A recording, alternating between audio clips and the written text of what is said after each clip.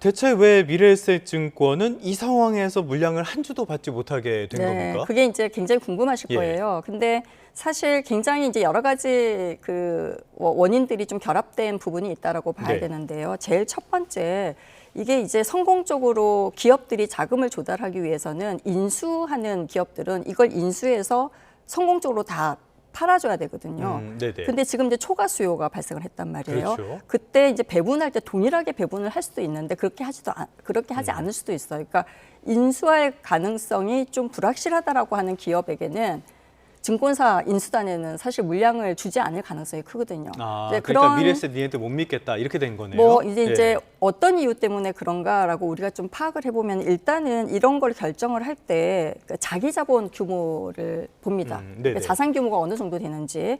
근데 미래에셋 자기 자본은 약 10조 원이에요. 네. 근데 우리 골드만삭스가 한 160조 원 정도가 그 규모가 되거든요. 근데 우리는 못 받고 왜 일본이 미주호는 받았냐라고. 근데 일본의 미주호는 자기 자본 규모가 약 100조 원이에요. 그러니까 저희가 자기 자본 규모가 굉장히 작죠.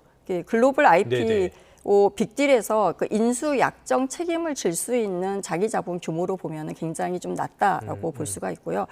자본력이 적으면 의미 있는 물량 확보가 좀 구조적으로 어렵습니다. 네, 두 번째는 결국은 글로벌 네트워크와 트랙 레코드가 좀 부족했다라는 게 이제 이유 중에 하나거든요. 이제 골드만삭스는 어떻게 보면은 굉장히 이제 빅 그 IB잖아요. 그러니까 여기랑 굉장히 오랫동안 누적적으로 뭐 예를 들면 미주호 같은 일본 미주호 같은 경우에는 굉장히 오랫동안 그 해외 IB의 그 딜을 굉장히 많이 했습니다. 단골 고객이죠.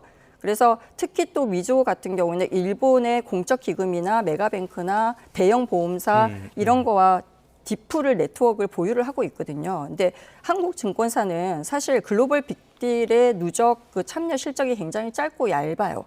그러다 보니까 우선 배정 대상에서 좀 배제될 가능성이 굉장히 크고요.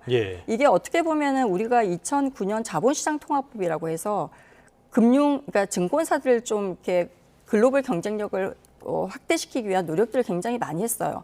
그리고 이제 자기 자본 규모를 확대시키는 제도들도 도입을 했고 2013년도, 2016년도 초대형 IB 자기 자본 규모를 늘려주는 이런 제도를 도입했는데도 불구하고 주로 우리나라 증권사들은 국내 IB에 주로 집중을 하고 있습니다. 그래서 어떻게 보면 해외 경쟁력이 좀 약했다라고 하는 게 굉장히 크고요. 그나마 미래에셋이 다른 증권사들하고는 다르게 지금까지 계속 해외 경쟁력을 좀 높이기에 노력을 했어요. 여러 노력을 했죠. 왜냐하면 단기 수익 위주의 이제 국내 증권사들이 좀 단기 수익 위주의 영업을 좀 많이 하거든요. 근데 거기는 좀 계속 실패를 하고 수익이 마이너스가 나더라도 해외 경쟁력을 높이기 위해서 했는데도 불구하고 그럼에도 불구하고 경쟁력이 안 돼서 좀 배정을 받지 못했다라고 봐야 되겠죠. 그리고 지금 좀 큰 이유 중에 하나가 원달러율이 지금 1,500원대가 넘어갔잖아요. 그렇죠. 어떻게 보면 신흥국 인수단의 그 환율 변동성 이게 어떻게 보면 IB 선호도를 일시적으로 조금 그 하락시키는 그러한 이유로 작용했을 가능성도 크다라고 봐야 되겠죠. 여러 가지 측면에서 코리아 패싱이 나올 수밖에 없었던 그런 상황인 것 같은데 일단 금감원 쪽에서도 이것을 문제 삼는다고 하고 있는데요.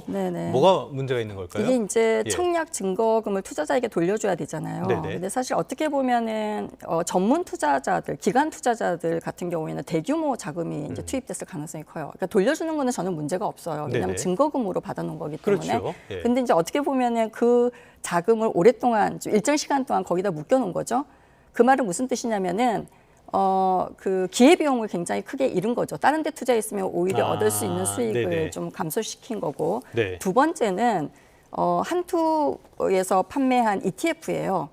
고객들 입장에서는 이제 정확하게 우리는 공모주 가격으로 이게 배정이 될 거라고 생각하고 이 상품을 샀는데 허위 광고가 되는 거네요. 잘못하면 허위 광고가 될 가능성이 크기 때문에 제가 보기에는 가장 큰 부분은 글로벌 IP 배정 불확실성을 사전에 공지했는지 여부가 굉장히 클 것 같고요. 불안전 판매네요, 그거는. 그렇죠. 이제 공지 자체가 좀 불확실하게 된 거죠, 그죠? 그래서 이번 사례를 계기로 아마 해외 공모주 청약 시에 배정 불확실성을 고지하는 의무가 좀 강화될 가능성이 크다라고 봐야 될 것 같습니다.